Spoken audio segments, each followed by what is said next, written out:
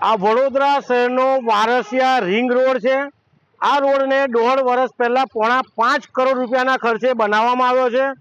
હાલમાં આ રોડ પર ડ્રેનેજની કામગીરી શરૂ કરવામાં આવી છે। એક બાજુ મુખ્યમંત્રી સાહેબ કહીને જાય છે કે કોઈ પણ કામ કરો સંકલન કરીને કામ કરો। રોડ બનાવતા પહેલા પાણીની લાઈન, ડ્રેનેજ લાઈન, ગેસની લાઈન નાખીને પછી રોડ બનાવો, પરંતુ વડોદરા મહાનગરપાલિકાના સત્તાધીશો અને અધિકારીઓ ઊંધી લાઈનમાં જાય છે। રોડ બનાવ્યા પછી હવે ડ્રેનેજ લાઈન નાખી રહ્યા છે।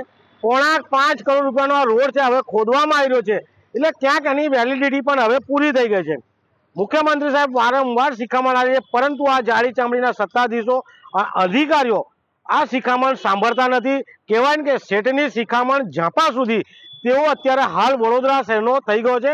વડોદરા શહેરની જનતા જ્યારે વેરો ભરતી હોય, એને વેરાનું વળતર આપવાનું હોય, પરંતુ આ વડોદરા મહાનગરપાલિકા કઈ ને કઈ રીતે ભ્રષ્ટાચાર કરે છે। હવે આ ડ્રેનેજ લાઈન નાખીને રોડને ખતમ કરી નાખ્યો, ફરીથી રોડ બનાવવો પડશે, એટલે ભ્રષ્ટાચાર કરવાનું એક ઉત્તમ ઉદાહરણ એટલે વડોદરા મહાનગરપાલિકા। હવે જ્યારે આ રોડ બની રહ્યો છે ત્યારે ટ્રાફિકની સમસ્યા સર્જાય છે। બીજી બાજુ જોવા જઈએ જેટલી દુકાનો છે એમના ધંધા રોજગાર બંધ થઈ ગયા છે, એટલે વડોદરા મહાનગરપાલિકાની એક ભૂલના કારણે કરોડ રૂપિયાનો ભ્રષ્ટાચાર આચરવામાં આવ્યો છે, અને બીજી બાજુ લોકોને હાલાકી ભોગવવામાં આવી રહી છે।